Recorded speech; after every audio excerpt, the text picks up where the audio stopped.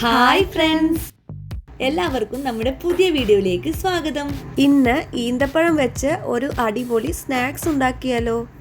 മധുരം ഇഷ്ടപ്പെടുന്നവർക്ക് തീർച്ചയായും ഇത് ഇഷ്ടമാവും. ഞങ്ങൾക്ക് ഇവിടെ നെയ്ബർ കുറച്ച് അധികം ഡേറ്റ്സ് കൊണ്ടു തന്നായിരുന്നു. അപ്പോൾ നമ്മൾ ആലോചിച്ചു അത് വെച്ചിട്ട് എന്ത് ചെയ്യാമെന്ന്. അപ്പോൾ തോന്നിയൊരു ഐഡിയ ആണ് ഇങ്ങനെ ഒന്ന് ഉണ്ടാക്കി നോക്കിയാലോ എന്ന്. നമുക്കത് എങ്ങനെ ഉണ്ടാക്കാമെന്ന് നോക്കാം. അതിനായി കുറച്ച് ഈന്തപ്പഴം നമ്മൾ കുരു കളഞ്ഞ് എടുത്തിട്ടുണ്ട്. പിന്നെ അതിലേക്ക് ഞങ്ങൾ 1 കപ്പ് ഗോതമ്പ് പൊടിയും ഒരു 1/2 ടീസ്പൂൺ മഞ്ഞൾപ്പൊടിയും ആവശ്യത്തിന് ഉപ്പും കുറച്ച് പഞ്ചസാരയും ചേർത്ത് അത് നല്ലതുപോലെ മിക്സ് ചെയ്തെടുക്കുക. പഞ്ചസാര നമ്മൾ ബാറ്ററിന് കുറച്ച് മധുരം ഇരുന്നോട്ടെ എന്ന് വെച്ചിട്ട് ആഡ് ചെയ്തതാണ്. ഈന്തപ്പഴം അത്യാവശ്യം മധുരം ഉള്ളതാവുകൊണ്ട് ഇത് ഇടണമെന്ന് വലിയ നിർബന്ധമൊന്നുമില്ല. ഇനി ഇതിലേക്ക് ആവശ്യത്തിന് വെള്ളവും ചേർത്ത് നല്ലതുപോലെ മിക്സ് ചെയ്തെടുക്കുക. ഈ കാണുന്ന കൺസിസ്റ്റൻസി ആയിരിക്കണം വേണ്ടത്. ഈ ടൈമിൽ വേണമെങ്കിൽ കുറച്ച് ബേക്കിംഗ് സോഡ ആഡ് ചെയ്ത് കൊടുക്കാം. ഞങ്ങൾ ഇവിടെ ചേർത്തിട്ടില്ല. കുറച്ചുകൂടി സോഫ്റ്റ് ആവാൻ വേണ്ടിയിട്ട് അത് വേണമെങ്കിൽ ചേർത്ത് കൊടുക്കാമെന്ന് മാത്രം.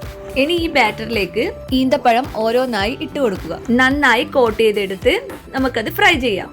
ഫ്രൈ ചെയ്യാൻ വേണ്ടി നമുക്ക് ആദ്യം തന്നെ ഒരു പാൻ എടുത്ത് അതിലേക്ക് ഓയിൽ ഒഴിച്ചു കൊടുക്കുക. ഇനി ഈ ഓയിൽ ചൂടായി വരുമ്പോൾ അതിലേക്ക് നമ്മുടെ ഈ ഡേറ്റ്സ് ഓരോന്നായി ഇട്ട് കൊടുത്ത് നമുക്ക് ഫ്രൈ ചെയ്തെടുക്കാം. ഇടയ്ക്കിടെ ഒന്ന് തിരിച്ചും മറിച്ചും ഇട്ട് കൊടുക്കണം.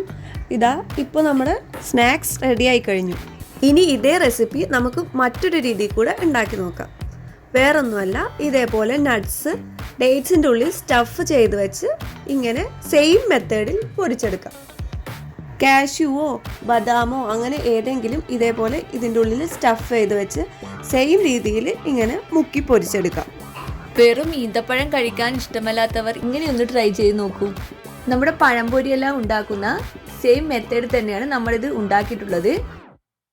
വളരെ എളുപ്പത്തിൽ തന്നെ ഉണ്ടാക്കാൻ പറ്റുന്ന അടിപൊളി സ്നാക്സ് ആണ് ഇത്. ഈന്തപ്പഴമൊക്കെ വീട്ടിലുണ്ടെങ്കിൽ ഇതൊന്ന് ട്രൈ ചെയ്ത് നോക്കണേ. നിങ്ങൾക്കിത് തീർച്ചയായും ഇഷ്ടപ്പെടും.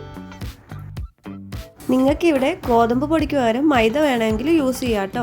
ഞങ്ങളുടെ ചാനലിൽ ഇതേപോലെയുള്ള വെറൈറ്റി റെസിപ്പികൾ ഉണ്ട്. അപ്പോൾ എല്ലാവരും അതുകൂടെ ഒന്ന് ചെക്ക് ചെയ്യണേ. നമ്മുടെ വീഡിയോ ഇഷ്ടമായ ലൈക്ക് ചെയ്യുക, കമൻറ്റ് ചെയ്യുക, സബ്സ്ക്രൈബ് ചെയ്യുക. Thank you for watching. Bye bye.